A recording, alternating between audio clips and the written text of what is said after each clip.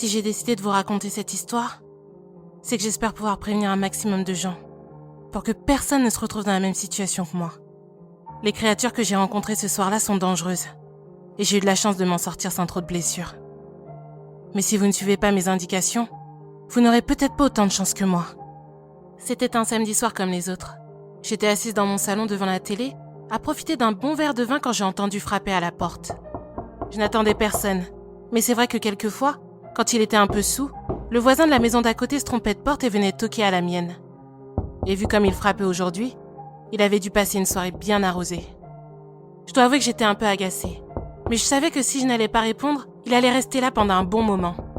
J'ai donc déposé mon verre et je me suis dirigée vers la porte pour stopper les frappements incessants. Sans même regarder dans le Judas, j'ai ouvert la porte d'un grand coup sec. Et là, j'ai fait quelques pas en arrière. Ce n'était pas mon voisin. Devant moi se tenaient 2 enfants, 2 petites filles. Elles semblaient avoir moins de 12 ans et portaient de grandes capuches qui cachaient la partie haute de leur visage. Tout ce qu'on voyait, c'était leur nez et leur bouche. Elles ne bougeaient pas et gardaient la tête baissée. « Les filles, tout va bien ?» ai-je demandé inquiète. La plus grande des 2 commença alors à parler. Sa voix était aiguë et avait un drôle d'écho. Non, on est perdu, on n'a pas de téléphone pour appeler nos parents. Vous pouvez nous aider ? J'avais un mauvais pressentiment. Je ne sais pas pourquoi, mais tout à propos de ces 2 enfants me terrifiait. Mais bien sûr, je me suis dit que j'étais paranoïaque. Qu'est-ce que 2 petites filles si adorables pouvaient bien me faire ? Et puis, je n'étais pas un monstre. Par contre, je me sentais vraiment pas de les laisser rentrer à l'intérieur. Oui, bien sûr, je peux appeler vos parents pour qu'ils viennent vous chercher. Attendez là juste un instant que j'aille. Non, s'il vous plaît. On a froid et soif. Est-ce qu'on peut attendre à l'intérieur ? Sa voix était devenue plus grave et insistante. J'ai même cru déceler un rictus. Je dois avouer que ces 2 enfants me mettaient vraiment mal à l'aise. J'ai répondu d'un rapide non et je me suis précipitée pour aller chercher mon portable. J'avais laissé la porte grande ouverte, mais par chance, aucune des 2 ne semblait essayer de rentrer. J'ai attrapé mon téléphone sur la table basse et je suis retournée à la porte presque en courant. Dites les filles, vous connaissez le numéro de vos parents ? Oui, merci. Si vous voulez bien me donner le téléphone, je vais les appeler. Et là, j'ai fait la pire erreur de ma vie. J'ai passé ma main à travers la porte et je l'ai tendue vers elle. Un large sourire s'est alors dessiné sur son visage. Et au lieu d'attraper le téléphone, elle a attrapé mon bras et l'a serré de toutes ses forces. C'est à ce moment que j'ai remarqué ses mains. À la place des ongles, elle avait des griffes acérées d'une couleur bleutée. L'autre petite fille qui jusque-là était restée immobile m'attrapa le bras à son tour. Et là, elles ont toutes les 2 commencé à me tirer toute leur force, leurs griffes transperçant ma peau. Elles poussaient des cris mi-humains, mi-bestiaux et disaient des choses dans une langue que je ne connaissais pas. Et en quelques secondes, mon bras était couvert de sang.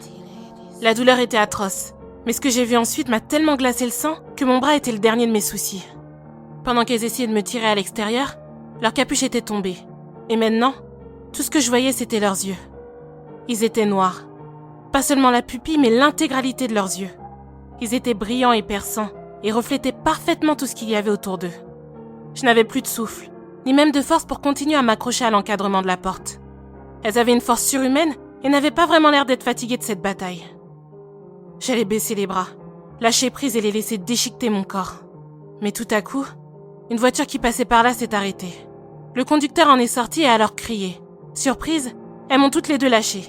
Je suis tombée violemment sur la tête et la dernière chose dont je me souviens avant de m'être évanouie, c'est la petite fille qui s'est penchée au-dessus de moi. Elle m'a murmuré. Merci pour votre aide. On reviendra vous voir dans pas longtemps. Je me suis réveillée allongée sur mon Porsche. Le conducteur de la voiture qui s'était arrêté était en train d'appeler une ambulance. Au final, je n'avais rien de grave. Et la police est venue me poser quelques questions sur ma rencontre. Ils n'avaient pas vraiment l'air convaincus. Et m'ont assuré que ça devait être des enfants qui essayaient de me faire une mauvaise blague. Mais depuis, j'ai fait des recherches sur Internet, juste pour savoir si d'autres personnes avaient une expérience similaire à la mienne. Et j'ai été surprise de découvrir que je n'étais pas la seule. Ces enfants s'appellent les enfants aux yeux noirs. D'après ce que j'ai trouvé, ils se déplacent par 2. Ils semblent inoffensifs au premier abord et semblent toujours approcher des gens seuls, au beau milieu de la nuit, dans des rues complètement désertées et demandent toujours de l'aide en essayant de monter dans la voiture de leur victime. Et parfois, comme ça s'est passé pour moi, il arrive qu'ils viennent directement frapper à la porte de ceux qu'ils ont choisis. Là encore, ils essaient de rentrer dans la maison en demandant de façon insistante. Il semblerait qu'ils ne puissent pas rentrer sans permission. Tous ceux qui ont survécu à leur rencontre parlent de leurs yeux d'une noirceur déconcertante et du mal-être qu'ils ont éprouvé en leur présence. Bien sûr, il est impossible de savoir le nombre de victimes qu'ils ont fait.